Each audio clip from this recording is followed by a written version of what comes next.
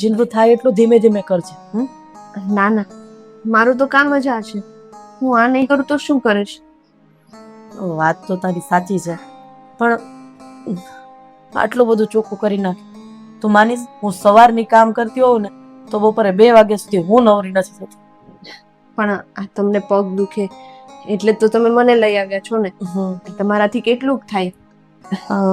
રસોઈમાં છે ને દાળ ભાત અને શાક રોટલી કરવાના છે. શેનું શાક બનાવું? દૂધી બટેકાનું બનાવી દે છે. સારું, વાંધો નહીં. ઓકે. એક વાત કહું? હું એવું કહું છું કે હું જતી રહું પાછી. કેમ બેટા, તને નથી ગમતું અહીંયા? નથી ફાવતું આ ઘરની અંદર? કઈ તકલીફ છે? ના ના, એવું નથી.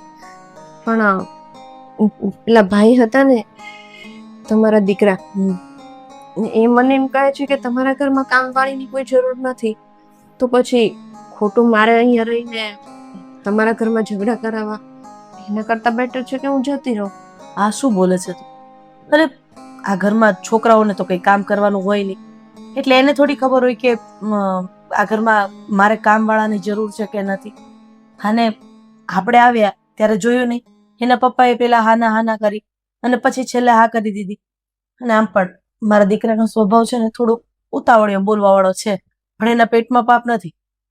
એને પણ આપણે મનાવી લેશું. જો બાકી હું તો એટલું જ કહું છું કે મારા લીધે તમને કઈ મુશ્કેલીઓ ના આવવી જોઈએ. કઈ જ મુશ્કેલી નહીં આવે. અરે, એક સાથે એ હા ન પાડી શકે, કારણ કે આ ઘરમાં રહેવા વાળા અમે 3 જણા છીએ, હું, એના પપ્પા અને મારો દીકરો. તો અચાનક કોઈ વ્યક્તિ આવી જાય તો એડજસ્ટ થતા વાર લાગે, પણ ધીમે ધીમે થઈ જશે.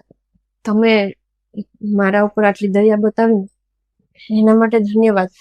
પણ હવે હું તમને ક્યાંય નડું ને તો મને ચોખ્ખા શબ્દમાં કહી દેજો, મને જરાય ખોટું નહીં લાગે. ઠીક છે, એવું કંઈ પણ લાગશે ને તો હું તને જણાવી દઈશ, બસ. અને બીજી વાત એ કે એના પપ્પા કે મારો દીકરો કંઈ પણ બોલે ને તો એ વાતો જરાય ખોટું નહીં લગાડતી. આ કાને સાંભળજે અને ઓલા કાને કાઢી નાખજે. સારું. હા, તો રસોઈ બનાવી દઈશ ને? કઈ ન મળે કેવું હોય તો મને બોલાવી દેજે. હું તમને પૂછી લઈશ. બાકી એમ તો મેં બધું જોઈ લીધું છે એટલે વાંધો નહીં આવે. ઠીક છે બેટા, તારા મોઢા ઉપરથી ખબર પડે છે કે તને અહીંયા ફાવતું નથી, પણ ધીમે ધીમે કરતા છે ને તું સેટ થઈ જઈશ બધા સાથે, મને એટલો વિશ્વાસ છે. સારું.